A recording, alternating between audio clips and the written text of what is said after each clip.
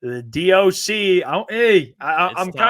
We're having this discussion about the defense. We love to get the DOC's opinion. Of course, you guys know who it is. Detroit Lions on Sports Illustrated, the publisher, the man, the myth, the legend. As always, brought to you guys by BetUS, Mr. John Maakaron. John, how are you doing today? Huh? How was your new year? What's going on with you? Happy New Year, fellas. It's a great 2025. I'm looking forward to another great year of interviews with you fellas. It's going to be a good time, man. And now it's crunch time for the Detroit Lions, baby. It's time for them to step up and win the biggest game of the year. I'm looking forward to it. How are you guys doing? Feeling good, Doc. I'm pumped up. You know me over here. I'm ready to go. We're fired up, Doc. We're having a conversation about and I love this is where we'll start. It's a great place to start. Anzalone, which you actually Doc he's asking the tough questions, which I love, and that's why I love you, Doc. Asking Anzalone, and Anzalone had a great response. Fans ate it up. Anyone who thinks his defense can't win a Super Bowl is just dumb, or that narrative's dumb, whatever the terminology he used. What do you think about him coming back and your confidence he plays and what his impact will be? But B, that comment about the defense not being enough, Doc. What do you make of it all? Yeah, look, you got to ask him point blank. He's a defensive captain. He's sat now and observed the defense take a major dip without him. But you got to remember, football team is made up of three parts: offense, defense, and special teams. And so it's tough. You have to ask him directly, because I just felt like, people are talking about it. It's a question that Aaron Glenn was asked. And I felt like, look, in the end, the part where he says it's bullshit and I think it's dumb, of course he's going to say it. But the part in the middle was the most intriguing to me, because he said the most important thing, and it's been echoed by players and the coaches, they got to give up less points. And they haven't been as of late, but the offense has stepped up. So, yeah, the Bills game definitely is eye-opening. This is kind of where the narrative started to grow even more against a good team like Josh Allen, picked him apart a little bit. But with his return, I do think that if it's not this week, if it's in the postseason, the statistics bear out that the QB ratings go way down when Anzalone's been in the lineup.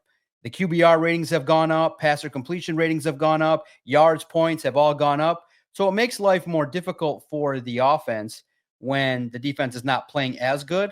But the blessing for this Detroit Lions team is they have such a good offense that when they hit their peak, it's going to be just tough for anybody to stop the Lions offense. So I'm confident. I hope that Anzalone plays against Minnesota.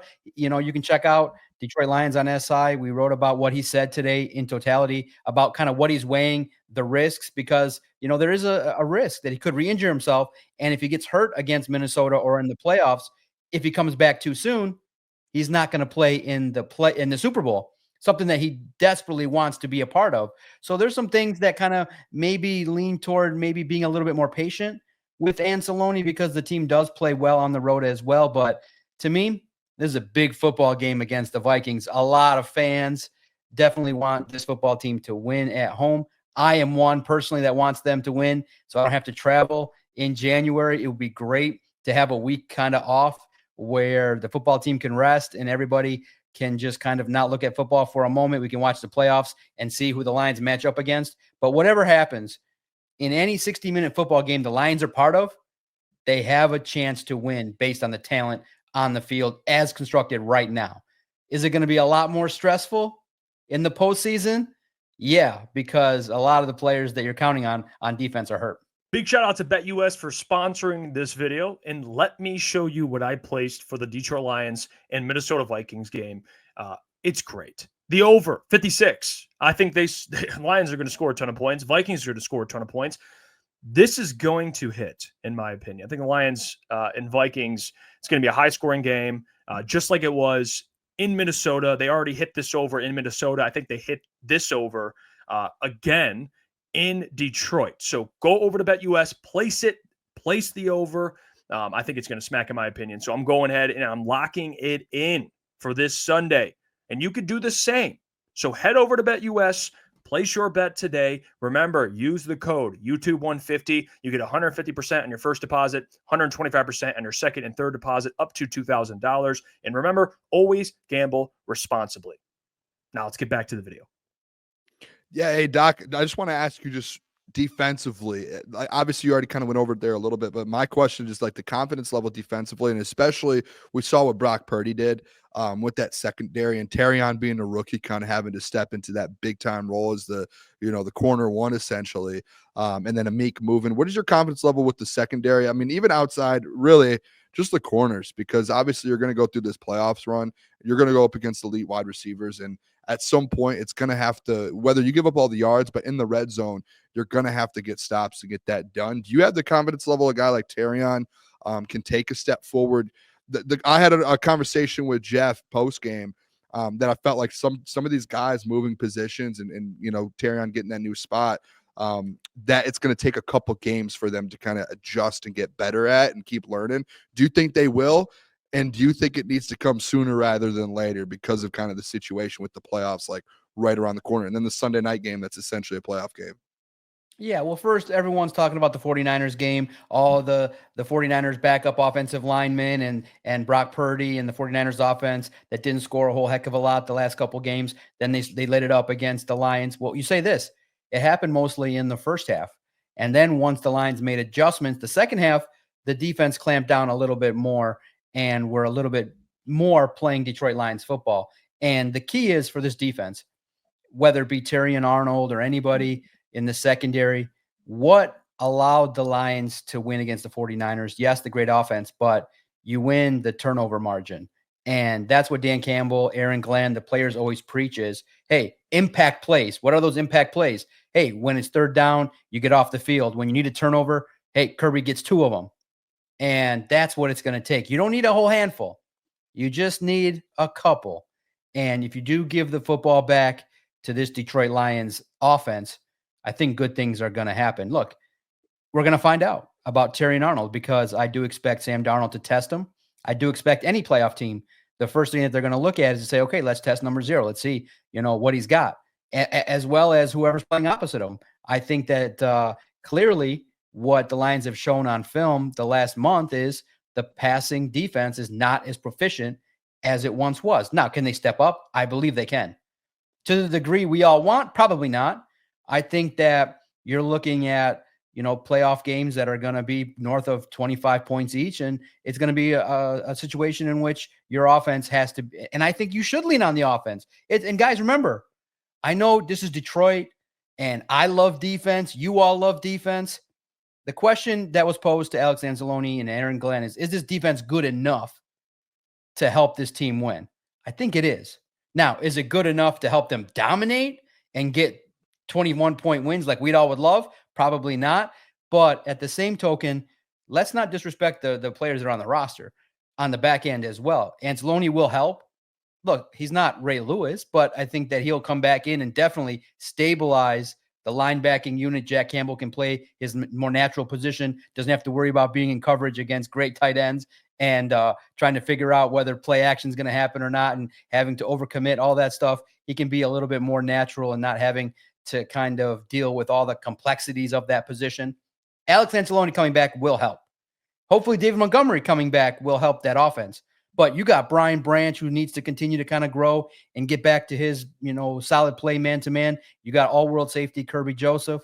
I think when you look at it, yeah, the secondary will have more question marks, but Amik Robertson is gritty. Like, he wants to make plays. And maybe, one play he'll get beat, but the next play he'll be just there again competing. So I'm not terribly concerned about the defense. Number one thing I worry about is, okay, when it gets down in the nitty gritty against good teams, the Lions look to run the football. Can they keep doing it? Can they keep pushing the football down the field? Because it gets a little bit tighter in the postseason. And then you got to worry about, just making sure that you clean up all the mistakes that you do make on offense, whether it be getting, long in the sticks, avoiding second down in long situations, third down, red zone stuff. But guys, this is the best time of year. And yeah, I think this is great to be talking about the defense. But first and foremost, I do think that the number one goal this team had was win the NFC and win the division title. If they don't play their best game, I would be surprised, because a vacation sounds good, and that's a motivating factor. And they've beaten the Vikings before. They know what it takes, and it's going to be a real good contest. But until otherwise, at home, biggest game of the year. It's hard pressed, to see the Lions dropping this one. I just feel like this football team has the motivation to want to celebrate at home at Ford Field, earning that number one seed. But man, you're right. It's the biggest question mark is going to be that secondary. But I do think in regards to Terrion Arnold, now or never, he's been built for this. Let's see what he's got in now the biggest games. Let's see if he can step it up. And Doc, you talked about the Lions beating the Vikings before. Over the last 4 matchups, the Detroit Lions are 4-0. And obviously, when you talk about the Lions and the Minnesota Vikings, they bring up the coordinators, Ben Johnson, Brian Flores. Huge part of all those games has been David Montgomery. Now that David Montgomery's not there, you kind of saw last week, Jahmyr Gibbs, especially in the red zone, wasn't out there as much. Do you think they were kind of preserving him for this game so it can be an all-out Jahmyr Gibbs game? Because if you go back and look, Jahmyr Gibbs against the Vikings, he tears them apart. There's usually one big highlight run, pass catch, whatever it is. He lights the Vikings up. So do you think they kind of lean back into that heavy Jahmyr workload this week? Yeah, Jahmyr Gibbs, man. Whew. Explosive runner. I do like the way the Lions typically, their philosophy of using running backs. They just kind of, want to keep them fresh for as long as possible. They do like what Craig Reynolds can bring to the table, and they like, making sure that the running back is in a certain range of their targets, right? But yeah, I don't think that they limit them. I think that they look at an opponent and they say, okay, how many, carries do we want to kind of allocate? Which percentage of plays are going to be passing plays? Which percentage of plays do we think Gibbs can win? And then you go with Craig Reynolds as well. But yeah, this is a great opportunity to showcase your talent. And that's why this is great, because X factors that can step up on offense, Jamison Williams and Jahmyr Gibbs, if they take steps forward, and now you get Laporta, whose kind of offensive numbers are picking back up, man, it's just tough to say who's going to stop this Detroit Lions offense. This offense can single-handedly do some things. And I do think that Jared Goff, being that he's now having an MVP caliber season, so confident, man, what a great luxury to have in Jahmyr Gibbs. I do think that it's time to shine for Jahmyr Gibbs. And if he gets explosive runs, look out. It's going to be tough to bring him down. And the offensive line's confident. They like what they see in his ability to get to the second level. And I just think that that's always the key early on. When they look to establish the run, if they're getting 3-4 yards a clip, that's just going to open so many things up for St. Brown and J-Mo and everything like that. So I look for Jahmyr Gibbs to be an X factor, no doubt about it. And confidently, we can smile and sit back and say, man, he can deliver. Well, Doc, we kind of talked about it earlier as well. And the Pro Bowl, it's ridiculous. But the reality is players are going to use the Pro Bowl, of course, for contract negotiations. Obviously, if you're going to get in the Hall of Fame, it's not the biggest thing, but it does matter. What'd you think of Kirby getting snubbed? He won the fan voting, but coaches and players felt differently. What do you make of it? And how ridiculous is it that Tyler Huntley in 2022 made a Pro Bowl starting in like 4 games? As an alternate, I get that. And then last year, Amon-Ra was an alternate with like 1,500 yards, and they have Kirby missing the Pro Bowl this year. What do you make of the Pro Bowl and Kirby getting snubbed? Yeah, first and foremost, can you believe Booner put out the fake tweet or fake post on Instagram about Kirby Joseph? Kirby would never. Doc trying to start narratives here. Disrespect Matthew Stafford like that. Booner, your credibility has to be number one at the top of your attention and focus. For you to do that, don't do this, Doc. To piggyback off of that and write that on a Detroit Lions on SI site, you have done some irreparable damage to Twitter, to the internet, and to the Crunch Time. Why does Doc seem so serious for what and real you did right now? Now, granted, it was true, but I think you putting out that fake message was not appropriate. You know what, and I think you can publicly apologize for putting out that fake true message. Doc, next time I see something with my own eyes, like Kirby Joseph putting that out there, I'm not letting anyone see it. I'm going to keep it for myself. No one's going to get the luxury to see what Kirby Joseph had to say to Matthew Stafford. I can't believe, by the way, Doc, how many people are I don't want to use the word dumb because it's just dumb, but how many people are just dumb and don't realize that like Kirby actually people are actually like, this is fake news. What are you talking? Like, you can't be that. They're like, they act like there's not a delete button on the internet. Like, you can't just delete something. It's insane to me. I was shocked by that. I have a funny story regarding this whole thing with Twitter. That's why I act the way I act on Twitter. It's a weird place. of conspiracy theories and people believing half the stuff they read and not believing. So here's the crazy part. Okay. I preface this, and okay, I hate to ruin the bit because I may bring it back in a year or two, or maybe not. I put out a bit 3-4 years ago, and it was pretty regular. It was called DSP Text of the Day. It was clearly fake because Sheila Ford's not texting me. Kim Kardashian's not texting me. Are you sure? Chris Illich is not texting me. I would put DSP Text of the Day, put fake text on my Twitter page, and people would then go and react to it after I had said this is clearly fake. One of the DSP texts of the day that was the most popular was Kim Kardashian landing in Detroit and asking me for Vito's phone number. And then people would just go and go away with it. So I acted a fool on there because half the people don't understand what they're reading. Half the people believe it and half the people don't.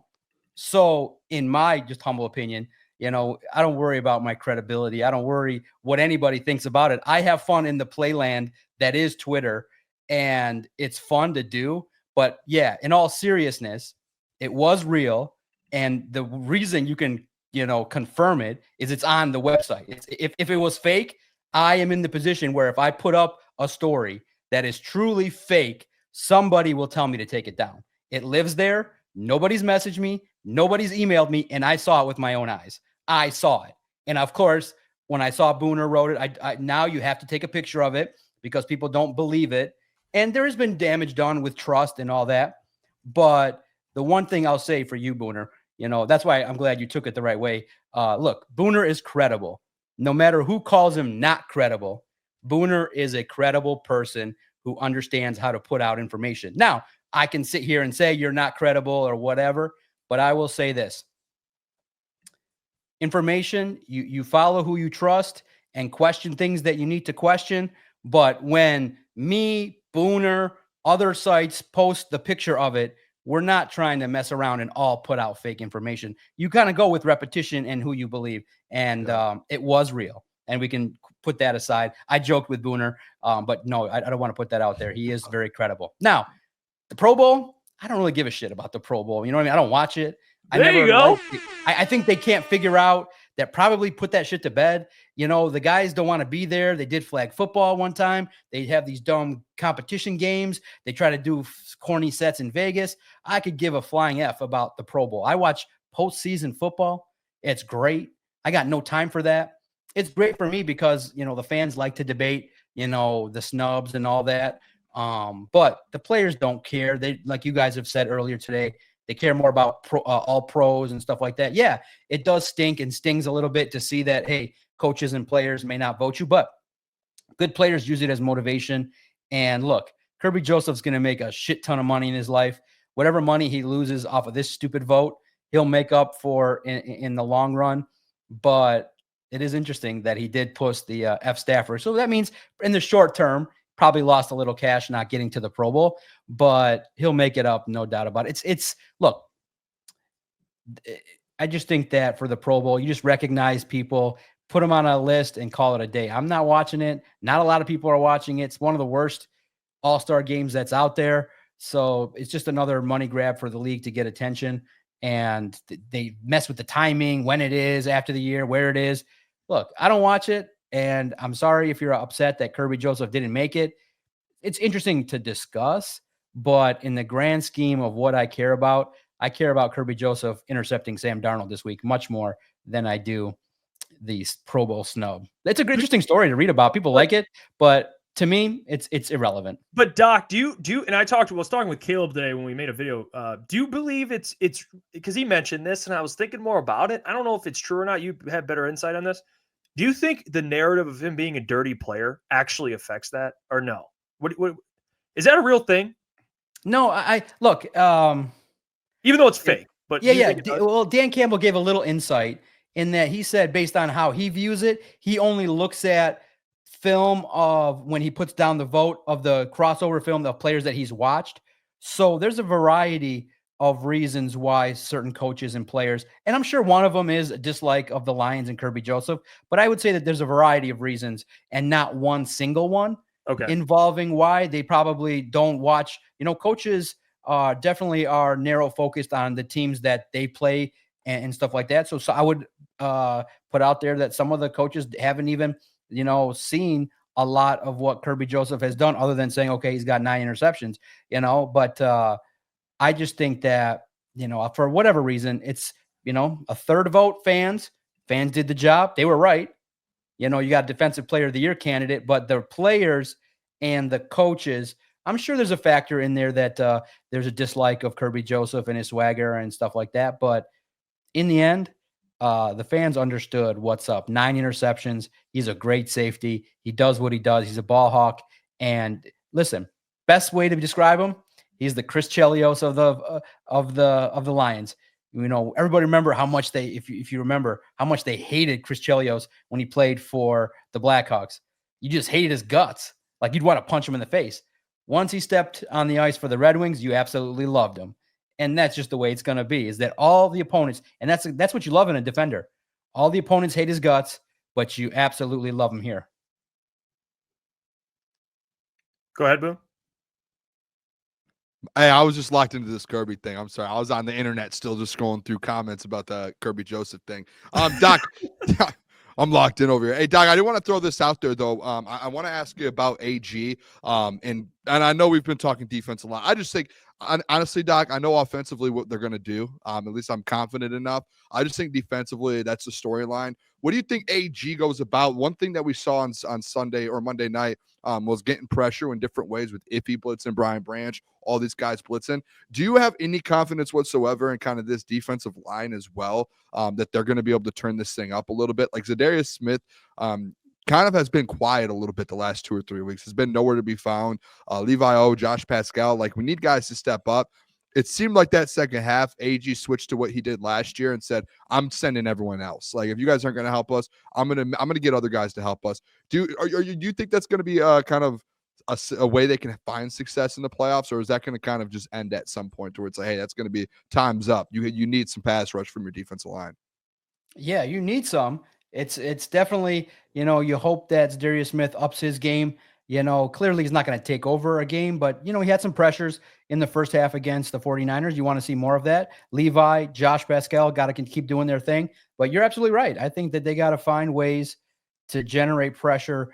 And I think that enough to disrupt the timing. I don't know if the sack totals are going to return. I doubt it.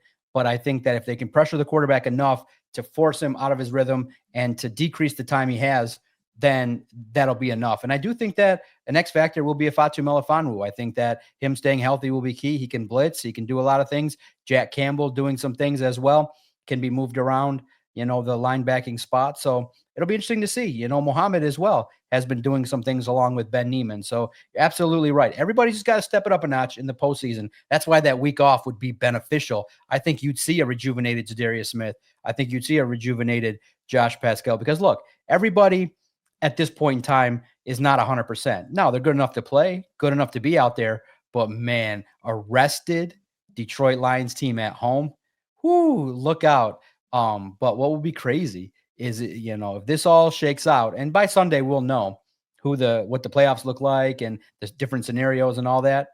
Could you imagine if the Lions win and their next opponent is the Vikings again? It's possible.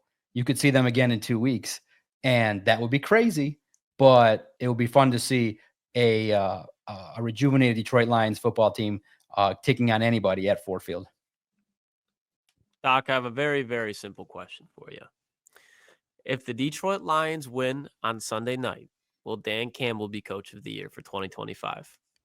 No doubt. I just think that with the way in which this football team has played, the manner in which they've garnered respect, you see the national audience embrace watching Lions game, 2 of the highest rated football games this year, Lions games. I think that will get everybody's attention. I do think that probably this is the Coach of the Year Bowl as well, Kevin O'Connell and Dan Campbell. And I just think that Dan Campbell, when you look at what he's done to bring the guys outside of the result, 14 wins, franchise record. Remember, and it's the more you say it, the crazier it is. I covered Matt Patricia the majority of his era and only wrote 13 stories about wins 13 times in his 3-year tenure. So I got good at learning how to be a clickbaiting drama seeker and full-time troll over 4 years. Now, the fun part is, it's way better to write about wins and breaking down X's and O's and asking players, are you good enough to win the Super Bowl? That's what I've dreamed of. I don't want to ask about coaching hires or first-round draft picks or asking about tanking. I want to ask the players, are you good enough to look me in the face and tell me you're going to win a Super Bowl? Alex Anzalone said, yes, we are. Aaron Glenn said, yes, we are. That's all I could ever ask for is I looked the Detroit Lions linebacker captain and said, are you good enough to win a Super Bowl when people are saying you aren't?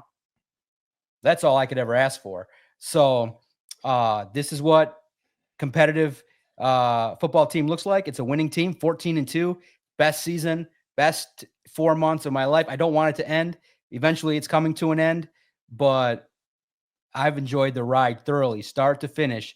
And if Dan Campbell gets this team to 15-2, number 1 seed in the NFC North champion, it would be crazy to not vote him the coach of the year.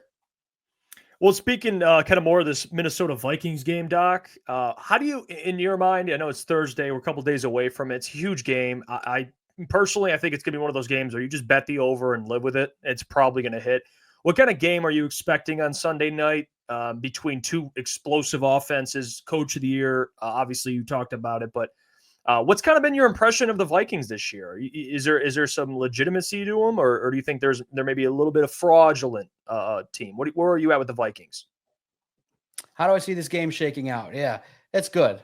That's real good. And I do want to address Tour's point because it's always brought up in regards to journalists versus podcasters. Keep that there. I'll address that. It's interesting. I see a competitive football game. I see this game going down to the wire. I think the Lions offense is going to deliver. I think the Vikings offense is going to deliver. I mean, look, Spartan Dog, Naylor is going to bring it. I do think they're going to try to, and they've done it in the past, limit Justin Jefferson. I do think that'll be the plan, is to shade more attention that way. And it's going to be how well you get after Addison and Naylor, and then you got to stop the running game. And the Lions can do that. I think that the Lions are going to be hyper-focused. They know what's at stake. Ford Field's going to be a zoo. And I think the Lions are going to win this game probably in the neighborhood of like 30-27. I think that they're going to have the football last, and they'll give everybody a little bit of panic, but they'll close it out. Run the football. They'll do what they got to do. I hope there's not a lot of controversial decisions from Dan Campbell. That was my New Year's resolution for the Lions, is don't put Dan Campbell in that position on third down. Just execute so that he doesn't have to be put in the fire and make those fourth down decisions. Just execute on third down, make life easy. But until otherwise, in the biggest of big games this year, I think the Lions have showed that they can step up and come hell or high water. Even if they get down in the first half, whatever happens, big plays, even if, Jefferson's doing the gritty in the first half, whatever happens those first 30 minutes, I think the next 30 will go the Lions' way, and we're all going to celebrate. I have to put that out there because I don't want to get on a plane. Now, I said this, I don't know if I said this here. I did, I think. Atlanta would not be bad, or maybe I said it on my podcast, Doc and Jock. Atlanta would not be bad because I would do a review of the Magic City wings, just for the wings, to check out the famous wings that have been highly touted by Atlanta athletes and all the world. If you know, give a live review of live. All about. I don't know. I don't know if I want to go out to LA or Tampa, but I just want to manifest. I want to stay home for January. The only travel I want to do is to go to the Super Bowl. That's the only thing I want to do in February, is get out to the Super Bowl. So that's what I'm putting out there. Lions, 3-point victory for the Detroit Lions, and everybody celebrates. That's what you got to do. Well, and I can't wait to see this contest. It's a big game. I could argue it's the biggest regular season game for the Detroit Lions, and I just don't see them letting anybody down. Not at home, not prime time, not with Jared Goff, not with all that's at stake. I mean, there's so much motivation for the Lions that I just see them pulling it out. It's going to be great. Now, I mean, yeah. Yep, go ahead. I was say, Doc, they've been in big time games the last 2 years, and every single time, guess what, they've won. Outside of the NFC Championship game, like regular season, like even that Packers game to keep them out of the playoffs, like any primetime big game, the Lions and Dan Campbell, they find a way to win it. Can I ask a follow-up question? This is my next question. Hold Or on, do you Doc. want to address respond to that one guy? Hold on. Doc, if you wanted to respond. Real Doc, fast. It's just real simple. Yeah, you want to people, A lot of people Let's see it. kind of don't understand what it is that the job is of someone like myself. And so I thought over the year, I pretty much have, done things in a way that would allow most people to believe that what you're hearing out of my voice is real. Like, look at Rob Parker. The thing that he did, which was totally egregious, is he said that he wouldn't want Dan Campbell he thinks he's a bad coach. You've never heard a take like that from me. I've been direct. And so people conflate and they confuse. Just because I ask direct questions, that doesn't reflect what I think. It reflects that my job is to ask the questions that I know people want to know about. And how do I know that? Because I'm texting people. Hey, what do you think about this? What do you think about that? My job is to know the pulse. My job and expertise is to know the pulse of what people are talking about. And in turn, when the question's asked, it's then written about. So look, I hope that you don't think I'm a hot take. Really, truly, I truly don't believe that the majority of people that listen to me believe I'm a clickbaiting troll. Okay, because again, I've shared it 1,000 times and I'll share it again. And now I say it with more confidence because I have the numbers to bear it. I was hired because I cultivated a loyal audience. And with all the podcasts I've done, 4,000 of them, all the questions I've asked the Lions, all the crazy tweets I've put out there, I haven't lost any fans. It's only grown. Why is that? Because I've put myself out there to be authentic, that the things I say, I believe. Now, the things I say, if you're going to do this job, in my opinion, and you're not willing to ask a direct question of a player, that's tough. I'm sorry. I don't believe in doing it that way. We write it all. Good stuff, bad stuff, in totality. I wrote Aaron Glenn's answer. He said, we are no doubt capable of winning the Super Bowl. I write the other stuff, which is my opinion. Maybe I have concerns. So I believe that if you go to Detroit Lions on SI, you'll get a well-rounded view of the Detroit Lions. Good, bad, and different. But the one thing that I just need people like Autor or anybody that calls me names to understand is I'm okay not fully giving 100% loyalty and just everything pro-Lions. I'm okay with that. It's okay. There's going to be some things that you don't like. And if you're not willing to write those things, it's going to be hard-pressed for you to have an interesting account. It's just boring. Then you're just, you just say everything pro-Lions, and there's nothing intriguing about it. The thing that makes the Lone Wolves podcast intriguing, and I hope myself intriguing, is I have a variety of opinions of a lot of things. And so I'm not Rob Parker. I'm John Maakaron. I do the job the best of my ability. And if you like it, great. But the haters get me paid. So it's really crazy, man. It's really crazy. Like I said, I've openly, publicly said I lie on Twitter. Openly said I lie on Twitter. And people still follow me. And because they know it's for entertainment. I've never been disingenuous. The first word on there on my Twitter page is entertainment. It's fun. It's a great job. It's sports. The stuff that you read is factual in nature. The shit that I post is all nonsense. It's all nonsense. Nobody's going to remember it. I hope you laugh. I hope you find it intriguing. But for some, I'm not your cup of tea. Go elsewhere. I don't care. Yeah, Doc. Talk your ish, Doc. Talk your ish. Wait, Boone, you got a follow up? Sorry, I didn't mean to. Yeah, I mean, I just had it's my question now, so I was gonna roll. It's my now. I've got the floor, Doc. No, I was just gonna ask. I know people from the outside want to tell me how to do the job. No, because I understand. I respect all opinions. I respect people that say, "Hey, you're doing this, you're doing that." It's one thing to get a job. It's another to keep it. So I'm not humble bragging.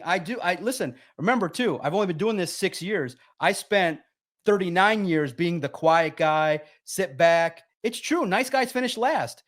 By the time I hit 30, I said, I don't give a flying F what people think about me or say about me. And once I did that, sky was the limit. I opened up things I would never be willing to do. I started a podcast. If I listen to people, remember, the world told me that podcasts are crazy and stupid. and they looked down on it. The world said, "Oh, you're a podcaster." I stood up and said, "No, this is media. This is the future. This is my way in." Remember, the world told me, "You're nothing." And I proved that with determination and being myself, I created the opportunity. So I don't want to be like coming off as someone that's bragging, but I just want to let people know that I want the credit for starting a podcast and earning an opportunity with one of the greatest sports companies in the world. And they like me, they respect me. And there are people that read it. There's enough of people of an audience that I've cultivated. And number one, the one thing I think, the other thing too is I'm willing to listen to people say the things that they want to say. I don't have to agree with it, but you will know that if you message me, I respond. If you have something to say, I look at it. I'm not above anybody. I am literally a person who enjoys being in the chat. But the one thing I want to be credited for is I'm an expert in what I do. I'm a good podcaster, great psychologist. I know how to run a sports website. So, you can think it's trolling, but I truly believe I write and deliver what you people want. I truly believe that, because if you tell me to write it and I think people will read it, it's there. That's what I do. But now, is there going to be some stuff with some flair, some dramatics, some fun and entertainment? Sure. I don't want to be boring, but that's all I really want, is to know that that's a real dude who cares about Detroit sports and put together a couple of projects that really worked. But I just don't want people to walk away thinking I'm a clickbait troll, because it's not true. You can't be clickbait for 15 years. It's just not possible. You're a legend, Doc. Hey, you deserve all the credit in the world. And listen too, I respect that you guys, I adapted based on you guys. I didn't say, "Oh, look at these internet guys. Oh, I'm an old school, want to sit behind." My number one goal too, you have to adapt. I wanted to be behind the scenes. I wanted to be a producer. I just wanted to say, "Hey, Booner, talk about this. Hey, Jeff, talk about this." I wanted to highlight others. I never wanted to be in front of the camera, but people said, "Hey, you're not terrible looking. You're not horrible. Go do videos." I said, "All right." I stepped out of my comfort zone, thanks to the three fellas that I'm talking to, and other people as well. I stepped out of my comfort zone based on what people wanted. And the more videos I posted, the more interaction I got. So I just I like the idea of discussion and banter about how people think the field is, because you don't know. I'm in the field and I'm telling you what works. So I hope you listen to it and maybe try it. Hey, water's warm. Join the fun. It's not that bad. Warm. Join the fun.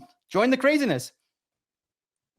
Hey, I'm joining, Doc. I'm all here. Let's go. All right. Let's go. I'm gonna go. All right. From what we were talking about before, though, you had brought up a little bit if they end up having to go on the road. That was one of my biggest questions, and I think someone actually tweeted at me today my confidence level for Sunday night, and I said, listen, I don't really care.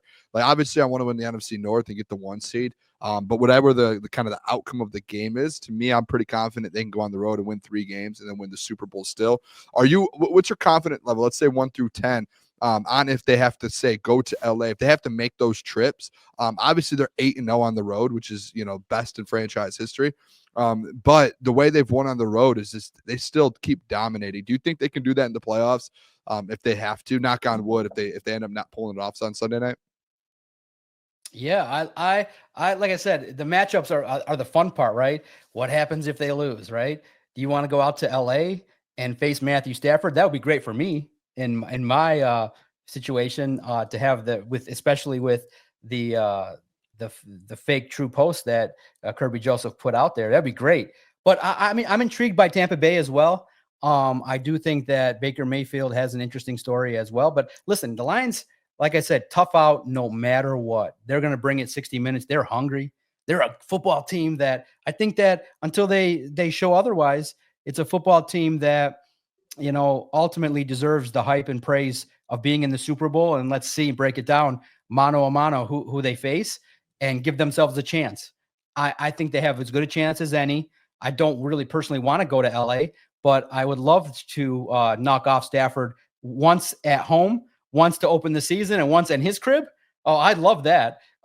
It would be spectacular. But Atlanta's intriguing as well. You always want to face a young quarterback dealing with all that stuff for the first time. I think the Lions would easily dispose of the Falcons. I think the two tougher matchups would be the Bucs and the Rams, but they would be favored in all of them. And I have no doubt. The toughest part is when you get to the next rounds and you face the tougher opponents. I'm curious to see the Commanders, Eagles, those kind of scenarios in which this playoff bracket is going to shake out, man. It's going to be a fun play. This NFC is no joke. Winning the NFC is going to be an accomplishment for sure. And the Lions have as good a chance as any. And to keep that chance going, Doc, they need to have Jared Goff playing at the level that he's at. Do you think Jared Goff, I mean, he's been playing very good over the course of the season, but I don't know if he's looked as proficient, especially with the pressure he's been under to keep this offense going as frequently as he has. Do you think Jared Goff is going to be able to keep this play going, obviously this Sunday night, but into the playoffs, or do you think we'll see kind of a disappearance in him kind of fading away the way he's been playing? You're talking about, I'm sorry, the last part cut out. Jared Goff and what? Is he going to keep playing at the high level that he has for the last weekend and into the playoffs? Yeah, absolutely. Look, Jared Goff, man, what a story, huh? Jared Goff season, culmination of, I didn't even think, of course, I thought he'd play at a high level, but this is confident, making those throws, overcoming bad plays, bad calls. Man, it's just one of those deals where everything that we all hope for, he's done. Limited the turnovers, come back. Look, he's had a couple interceptions, but has always come back and led a touchdown drive.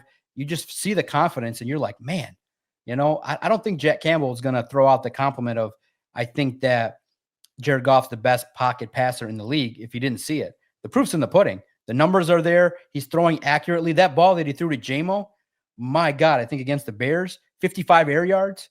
Whew. And the connection can continue to grow with him, St. Brown. I just think that he's having an MVP caliber season. Probably won't win it based on the accolades of Josh Allen and the others in the league. But man, it's fun to watch. When quarterbacks play at that level, it really does make you understand that, and he talked about it a little bit in his last media session.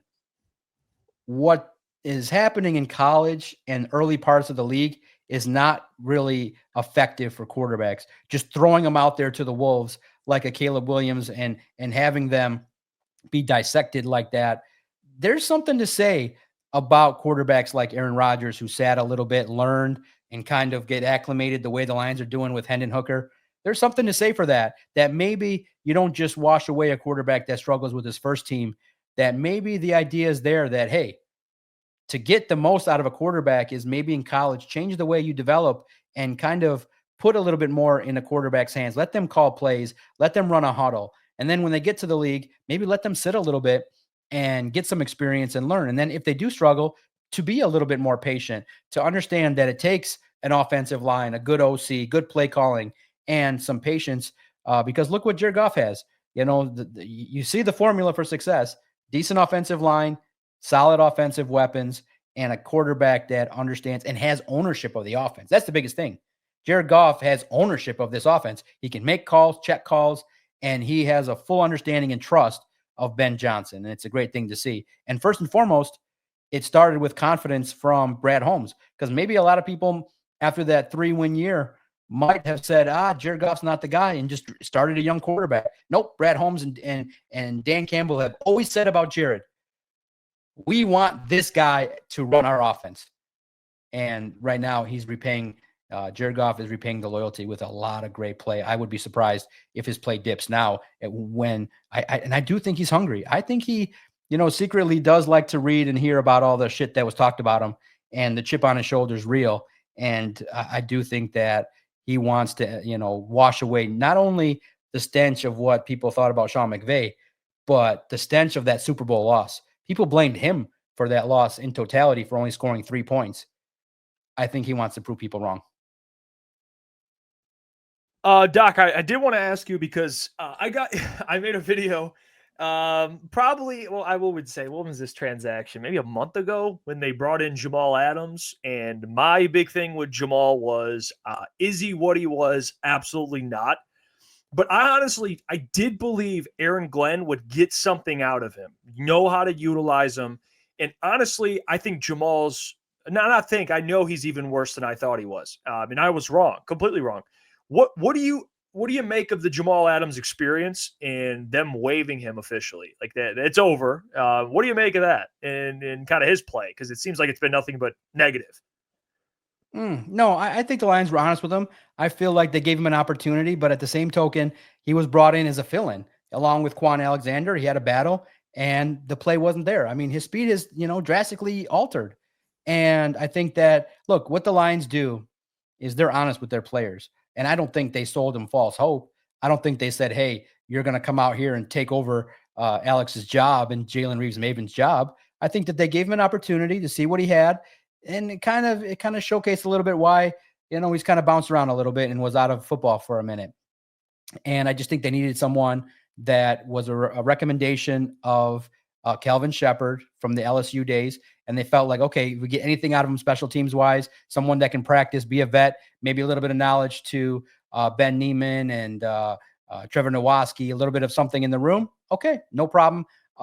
Then you can get something from the veteran. But I don't think that his getting waived was a massive surprise. I think that it was a numbers game.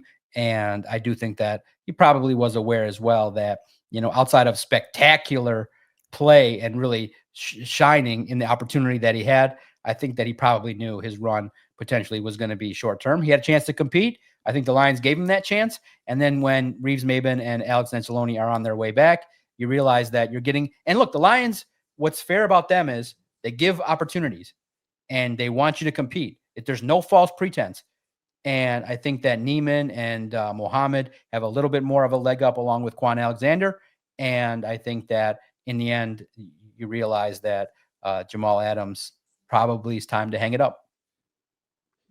Yeah, Doc, I want to ask you this question, at least from my thought process. I would like to know one player, and you could go offense, D. I just want one player. We actually haven't asked you this probably in a long time. We've done this a few times, but who's like just a quiet guy that you think will have a big game on Sunday night that typically, I'll give you an example. Trevor Nowaski type player. I know the fellas love that one. But who's a guy that you would just say, hey, watch out for him. He's going to have a big game and he's going to stand out a little bit in the end, like someone that no one would expect.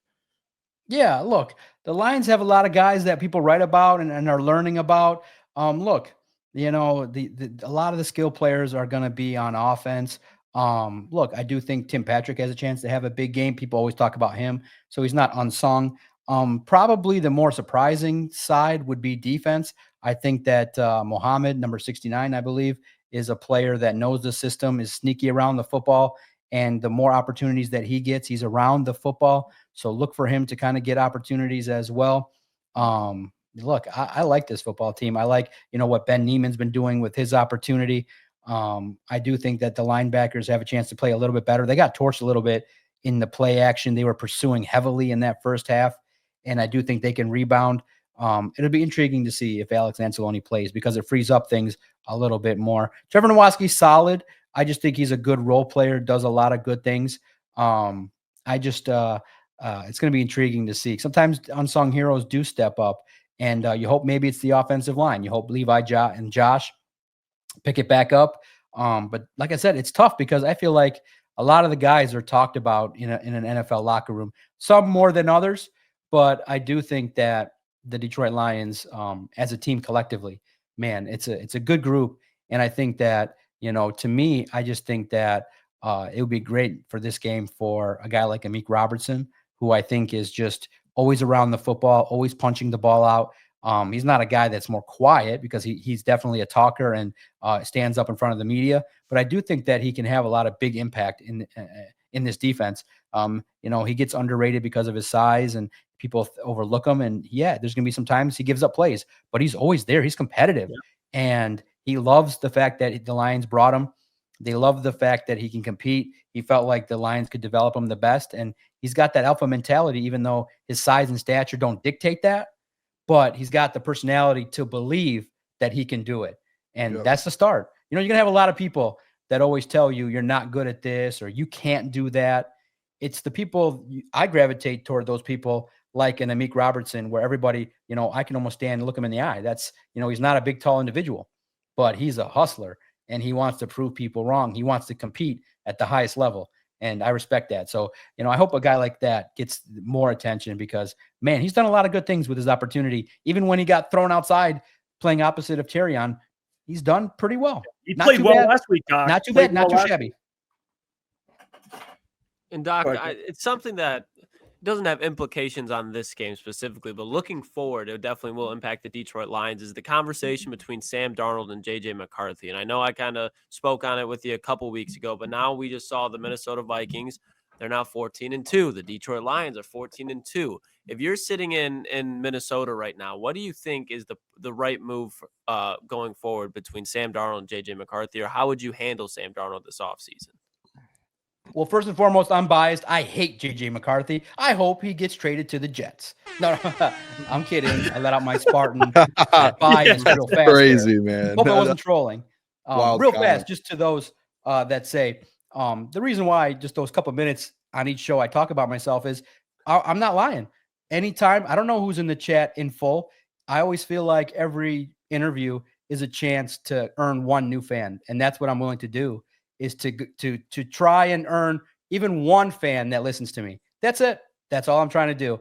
I am, in real life, outside of all the on-air hilarity, I am more down to earth. This is a little more like, if I'm a wrestling fan, this is an amped up version of me, and I get to do it. It's great. But that's what I really hope to do in some of these interviews, is just, hey, come check me out.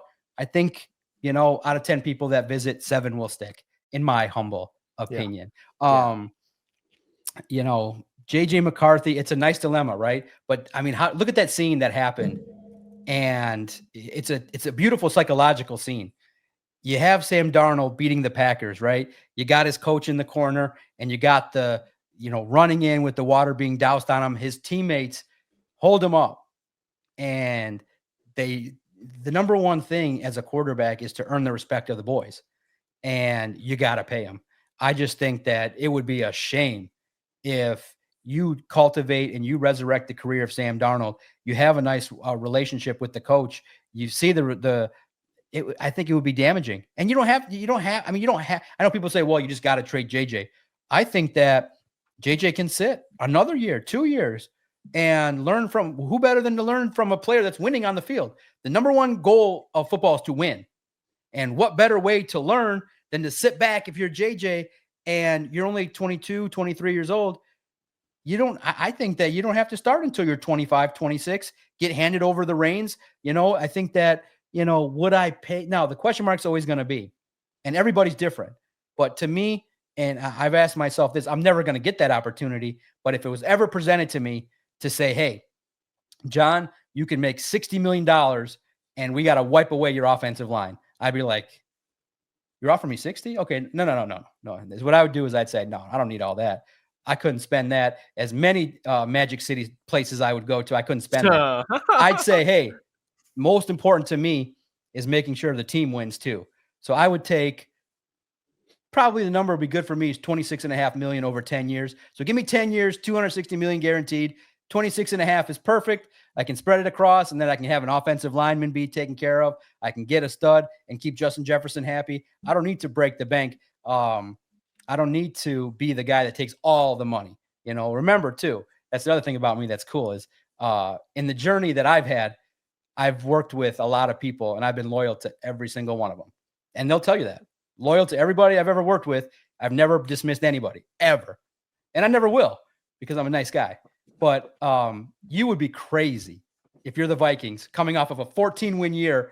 How do you sell that to the fan base? If you're a Minnesota fan, it'd be like, basically, in the end, it'd be like, last year after the Lions lost in the NFC title game, going, we don't trust you anymore. Hendon's time. Now, I don't know if some of the fan base would have liked that.